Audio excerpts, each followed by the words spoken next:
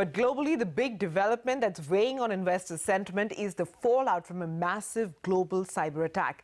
Now, this global cyber attack has crippled over hundreds of thousands of computers across 150 countries and is poised to swell today. Kevin Lee joins in to explain the nuances. Hi, Kevin. How exactly does this work and what's the likely impact? Well, let's first understand what WannaCry or what ransomware really is. Now, WannaCry is a ransomware attack that has crippled over 2 lakh computers over 150 countries. Now, how does ransomware work? Now, ransomware is the opposite of hacking. What ransomware does is that it locks computer owners out of their own systems until they pay a fine. In this case, that amount is between $300 to $600 is what the hackers are asking. So until you pay that amount, you cannot access your own computer. The payment is made through bitcoins, which means it's virtually untraceable. Now, ransomware is a billion-dollar industry around the world. There are websites on the deep web that are only dedicated to redirect ransomware payments, and it's at least 20 years old. Now, what is the damage that's been done? Like I said, over 2 lakh computer systems have been affected all over the world. National health services, hospitals in England, several public offices in Europe have been the worst hit.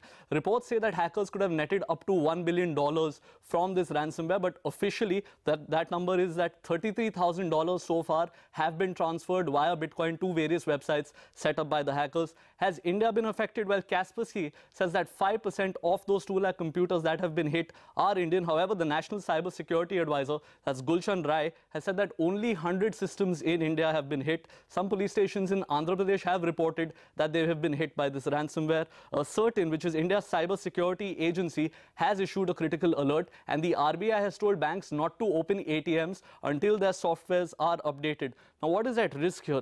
Ransomware, this particular ransomware attack exploited a security loophole in the Windows operating system. Now, older versions of Windows, especially Windows XP, are the more vulnerable operating systems. Microsoft has since released patches for newer operating systems which are being rolled out. Hackers are focusing on government offices. A lot of government offices around the world still run Windows XP. Most Indian ATMs, in fact, also use Windows XP, so these are at risk. The most important part, what can you do? Well, if you are affected by ransomware, or if you do not want to be affected by ransomware rather, you should update your operating system to Windows 10, download the newest security updates, do not open emails from unknown senders at this time, and do not pay the ransom if your computer is infected, because there is no guarantee that your files will be unlocked even after you pay that amount. Instead, you should report any infections to the cybersecurity wing of the police, and that's how you should stay safe. Back to you.